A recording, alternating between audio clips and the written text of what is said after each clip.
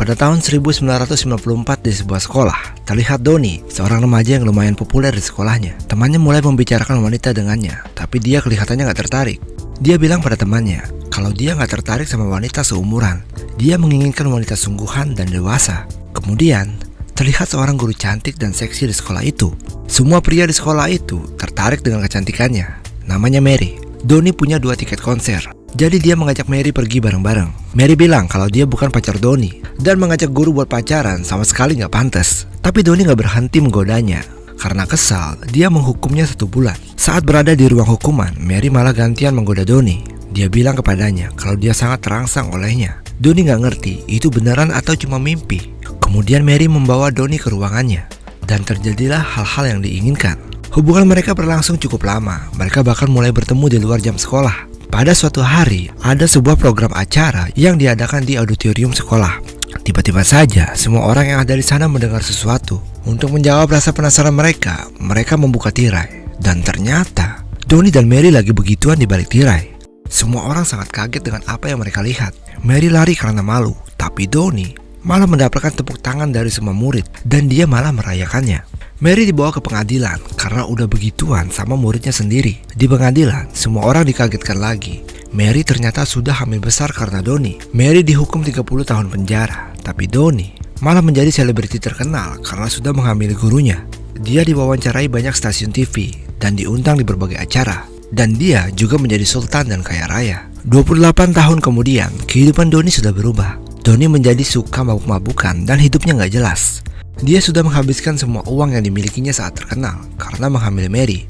Temannya ngasih tahu dia kalau dia udah nggak bayar pajak selama beberapa tahun.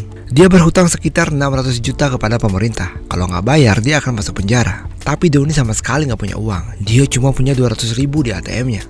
Temannya menyarankan menggunakan uang itu buat taruhan dan memasang taruhan itu buat seorang pria gendut yang ikut lari maraton. Kemungkinan pria gendut itu menang maraton mungkin sekitar 0,0001%. Donnie pikir nggak ada ruginya mencoba dan memasang uangnya untuk pria gendut itu. Temannya bertanya, bisa nggak dia ambil uang itu dari anaknya? Tapi Donnie bilang kalau anaknya udah ninggalin dia sejak dia berusia 18 tahun. Semenjak itu mereka udah nggak pernah bicara lagi. Donnie memperlihatkan foto anaknya saat menghamili Mary. Namanya Han Solo. Terlihat Han Solo anak dari Danny, tapi dia mengganti namanya jadi Todd. Dia mempunyai pacar yang sangat cantik bernama Jamie dan mereka akan segera menikah. Pernikahan mereka ada di koran. Dan kebetulan Donnie melihatnya. Dia sangat kaget melihat Han Solo sekarang menjadi kurus dan mengganti namanya.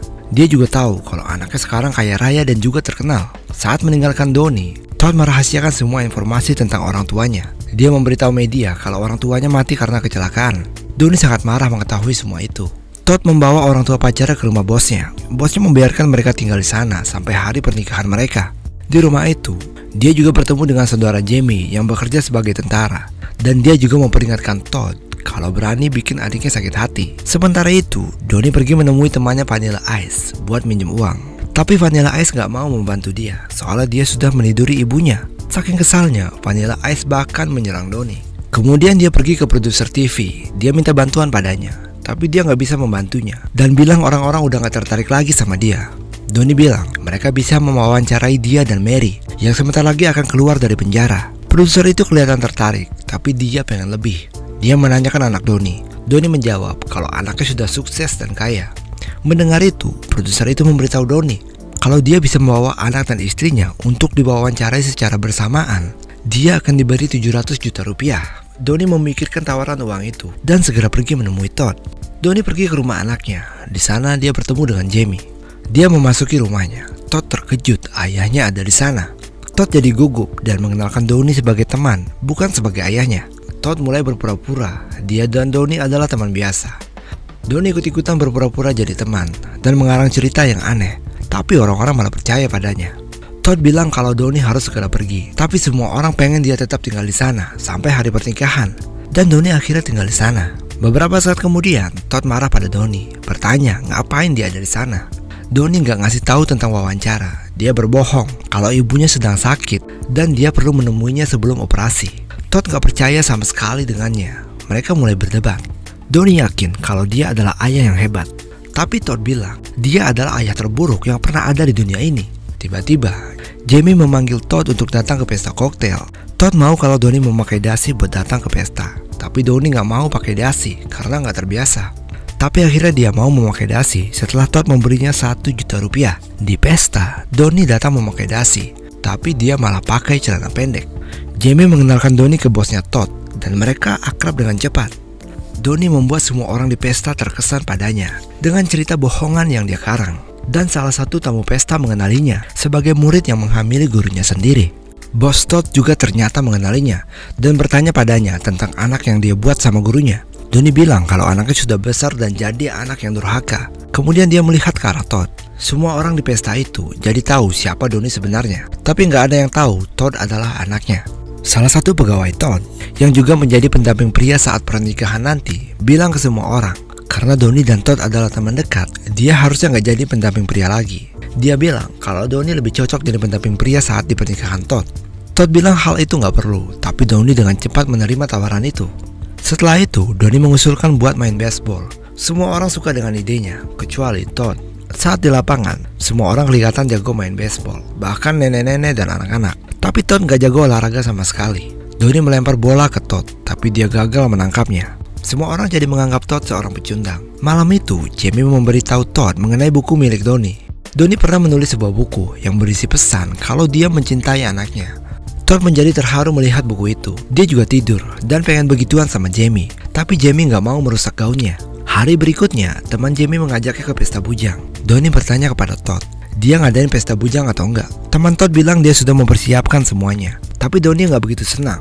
Setelah tahu kalau perawatan di spa menjadi salah satu acara pesta bujang, dia pikir itu adalah pesta bujang paling buruk. Dia bilang ke semua orang, mereka harusnya pergi ke klub striptease. Dan semua orang mengikutinya. Mereka semua bersenang-senang malam itu di klub striptease. Todd juga kelihatan bersenang-senang di pesta bujang itu. Setelah selesai, Donnie menyuruh semua orang buat pulang, tapi Todd tetap bersamanya. Dia pengen menghabiskan lebih banyak waktu bersamanya. Donnie memberikan Todd sebuah anting milik ibunya sebagai hadiah pernikahan. Tapi dia nggak memiliki lubang telinga. Jadi Donnie melubangi telinganya dan memakaikan anting ke telinga Todd. Donnie memberitahu Todd kalau mereka harus bertemu dengan pamannya Vinny. Dia sangat terkejut ketika tahu kalau pamannya Vinny adalah Vanilla Ice, seorang rapper terkenal. Mereka bertiga mabuk-mabukan malam itu dan bertemu dengan banyak teman baru. Todd merasa senang dan sangat menikmati malam itu. Dan akhirnya Todd bilang dia akan menjenguk ibunya di penjara. Donnie jadi sadar dia nggak seharusnya manfaatin anaknya buat dapat uang. Malam itu menjadi malam yang spesial bagi mereka, dan mereka jadi lebih dekat. Donnie jadi berubah pikiran. Dia nggak mau mempertaruhkan hubungan dengan anaknya demi dapat uang. Donnie bilang ke Todd, dia berbohong kalau ibunya sedang sakit. Dia nggak perlu menjenguknya. Mereka berdua berpelukan dan pergi tidur. Donnie menemukan istri bosnya Todd di tempat tidurnya. Dan Todd kembali ke kamarnya buat begituan sama patung. Besok paginya, Jamie menemukan gaunnya sudah dimuntahi oleh Donnie. Tapi dia juga menemukan sesuatu yang lain di gaunnya. Dia coba ngerasain. Dan dia sadar kalau Todd tadi malam habis begituan sama patung itu. Melihat kejadian itu, Donnie malah bangga sama Todd. Tapi Jamie meminta Todd untuk memperbaiki gaunnya sebelum pernikahan. Todd pergi ke tempat laundry dan menelepon Donnie kalau dia akan pergi ketemu ibunya. Donnie mencoba untuk menghentikannya, tapi Todd tetap mau ketemu sama ibunya. Donnie cepat-cepat pergi ke penjara sebelum Todd sampai. Dia nggak pengen Todd tahu tentang wawancara yang akan membayarnya 700 juta. Donnie sampai ke penjara dan melihat Todd sedang menunggu buat ketemu ibunya. Donnie bilang ke Todd, dia harusnya nggak buang-buang waktu sebelum pernikahan diadakan. Tapi Mary kemudian datang. Dia sudah lebih tua, tapi dia nggak berubah sedikit pun. Mary sangat senang bisa melihat mereka berdua. Todd juga kelihatan senang melihat ibunya setelah sekian lama. Donnie terpesona melihat Mary, dan mereka berdua melakukan hal-hal aneh lewat telepon. Jelas saja Todd jadi risih dengan mereka. Saat itu juga, produser TV tiba-tiba datang dengan kamera dan mulai bertanya kepada Todd. Dia sadar kalau Donnie kembali ke hidupnya cuma buat wawancara itu, supaya dia dapat uang. Todd jadi marah dan meninggalkan Donnie. Donnie sadar dia sudah buat kesalahan dengan datang kembali ke hidup Todd. Dia bersiap untuk meninggalkan rumah. Tapi dia mendengar Jamie berbicara dengan Steve, bosnya Todd. Jamie bilang kalau Todd nggak akan tahu. Donnie jadi sadar kalau Jamie ternyata selingkuh sama bosnya Todd. Saat acara persiapan pernikahan, Donnie pergi menemui Todd untuk memberitahu semuanya. Tapi Todd nggak mau mendengarkan apapun yang dia katakan. Donnie memberitahu tentang hubungan antara bosnya dan Jamie. Jamie datang dan memberitahu semua orang kalau dia punya kejutan buat Todd dan nggak pengen dia tahu. Jamie bilang Donnie mendengarkan pembicaraan mereka, tapi salah sangka. Doni sadar dia membuat kesalahan, jadi dia pergi dari sana. Setelah acara selesai, Jamie dan kakaknya naik mobil bersama, meninggalkan orang tuanya dan Todd sendirian. Doni hanya bisa menonton dari kejauhan. Dia berpikir, gimana caranya bisa memperbaiki hubungan mereka. Temannya menyarankan, pertama-tama dia harus minta maaf sama Jamie. Doni membawa 2 es krim dan minta maaf sama Jamie. Tapi di luar kamar Jamie, dia mendengar Jamie lagi begituan sama seseorang. Dia mikir, Todd tadi tinggal di pesta, jadi dia tidur sama siapa? Doni mendobrak kamarnya dan menangkap basah Jamie sedang selingkuh. Dan beberapa saat kemudian, dia melihat pria yang dia ajak begituan adalah Chad, kakaknya sendiri. Doni sangat terkejut. Dia merasa jijik dengan hubungan sesama darah antara Jamie dan kakaknya. Dia mengambil foto mereka berdua dan bilang akan memberitahu semuanya kepada Todd. Tapi Jamie menawarkan uang kepadanya. Dia akan memberikan berapapun uang yang dia mau kalau dia diam dan gak ngasih tahu apa-apa ke Todd. Doni jadi putus asa dan menerima uang itu. Hari berikutnya, Doni duduk di rumahnya dan merasa malu dengan apa yang sudah dia perbuat. Tapi dia sadar, dia masih punya waktu sebelum pernikahan diadakan. Dia pergi ketemu Vanilla Ice dan minjem mobilnya. Vanilla Ice dan Doni naik mobil bareng-bareng dan ngebut ke pernikahan Doni. Di acara pernikahan, mereka sedang berjanji dan Todd akan menerima pernikahan itu. Doni sampai di pernikahan itu tepat waktu dan menghentikan semuanya. Todd merasa malu karena Doni menghancurkan pernikahannya. Doni menunjuk Jamie dan bilang dia nggak bisa membiarkan anaknya menikah dengan wanita seperti Jamie. Doni memanggil Todd sebagai anak di depan semua orang. Jamie merasa risih karena tahu kalau Todd adalah anak dari hubungan seorang murid dan guru. Doni bilang kalau dia selingkuh. Jamie jelas-jelas nggak terima tuduhan itu. Tapi Doni menunjukkan cek yang diberikannya buat tutup mulut kepada semua orang. Doni bahkan merobek cek itu untuk membuktikan kalau anaknya lebih penting daripada uang. Jamie ngasih tahu Todd kalau dia emang udah begituan sama Chad dan mereka tetap harus melanjutkan pernikahan karena mereka berdua memang gak sempurna. Tapi Todd sangat marah dan kecewa setelah tahu Jamie begituan sama kakaknya sendiri. Dia memberitahu semua orang di pernikahan itu mengenai hubungan Chad dan Jamie. Semua orang sangat-sangat kaget. Chad menyalahkan Jamie dan pergi gitu aja. Jamie minta maaf pada Todd dan memintanya untuk menerimanya lagi. Todd melihat ke arah ayahnya dan Vanilla Ice. Mereka berdua geleng-geleng kepala. Todd akhirnya menolak menikahi Jamie. Dia membatalkan pernikahan itu dan dengan bangga mengumumkan ayahnya adalah Doni. Todd juga bilang ke bosnya, dia berhenti kerja. Vanilla Ice kemudian memberitahu Todd kalau bosnya juga pernah begituan sama Jamie. Bosnya mencoba menyangkal, tapi Todd bilang ke dia kalau Vanilla Ice dan Doni sudah begituan sama ibunya, supaya dia merasa puas.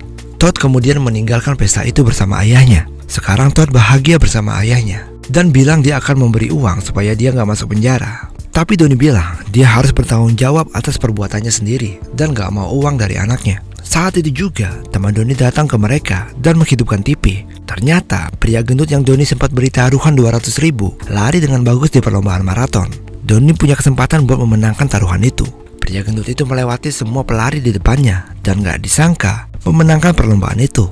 Doni mendapatkan hampir 2 miliar dari kemenangannya dan akhirnya Doni gak jadi di penjara.